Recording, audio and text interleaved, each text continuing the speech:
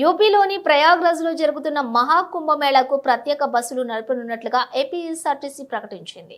విజయవాడ నుంచి ఈ ప్రత్యేక బస్సులను ఏర్పాటు చేస్తున్నట్లుగా జిల్లా ప్రజా రవాణా అధికారి ఎంవై దానం సోమవారం ఒక ప్రకటనలో పేర్కొన్నారు. ఇక ఈ యాత్రలో ప్రయాగ్రాజ్తో పాటుగా వారణాసి, అయోధ్య పుణ్యక్షేత్రాలను దర్శించుకునేలా రానుపోను దాదాపుగా 3600 కిలోమీటర్లు మొత్తం 8 రోజుల యాత్రను ప్లాన్ చేసినట్లుగా ఆయన తెలిపారు.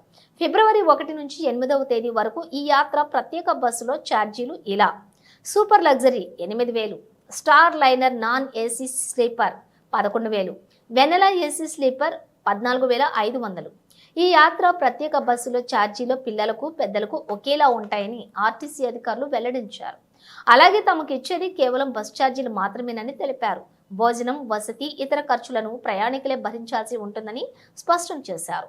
ఇక యాత్రకు వెళ్లదలిచిన వారు 35-29 మంది భక్తులు సమూహంగా వస్తే ప్రత్యేక బస్సులు ఏర్పాటు చేస్తామన్నారు.